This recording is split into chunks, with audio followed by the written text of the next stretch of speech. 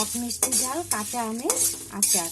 এখানে 50 গ্রাম শুকনো লঙ্কা, 50 গ্রাম ধনিয়ার গুঁড়া, গোটা ধনে আর 50 গ্রাম মরিচ সব একসাথে আমি এখন ভাজা করে নিয়েছি। ভাজাটা আমার হয়ে গেছে, এখন আমি নামিয়ে দেবো। এখন এটা একটু ঠান্ডা হবে, তারপর আমি মিক্সিতে গুঁড়া করে নেব। এখানে 1 কেজি 1 পোয়া আম আছে। আমি 2-3 দিন হলুদ লবণ মেখে রোদ্রে অল্প শুকিয়ে নিয়েছি।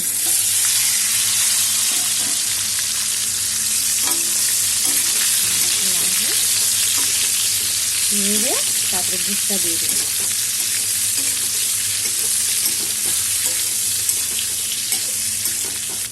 এখন আমি তেলের মধ্যে আমগুলোকে ভেজে নিয়েছি। এখন আমি গুড় দিয়ে দেবো। এখানে দিয়ে দিলাম গুড়।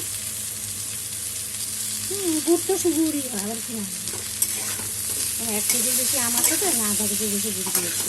গুড়টা আস্তে আস্তে এখন গলবে।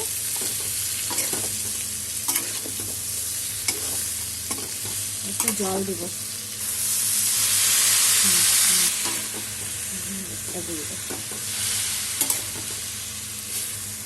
আমের আচার, টক মিষ্টি ঝাল আমের আচার হয়ে এসেছে।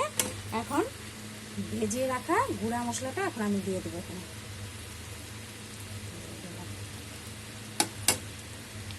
এটা যে পাতলা হয়েছে না, ঠান্ডা হলে পরে ঘন হয়ে যাবে। দেখতে পাতলা লাগছে, ঠান্ডা হলে পরে ঘন হয়ে যাবে।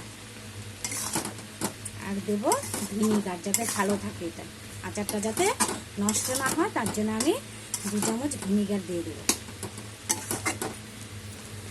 দিয়ে দিলাম ভিনিগার 1 চামচ, 1 চামচ দিয়ে দিলাম। আচারটা যাতে ভালো থাকে, যার জন্য ভিনিগার দিয়ে দিলাম 2 চামচ।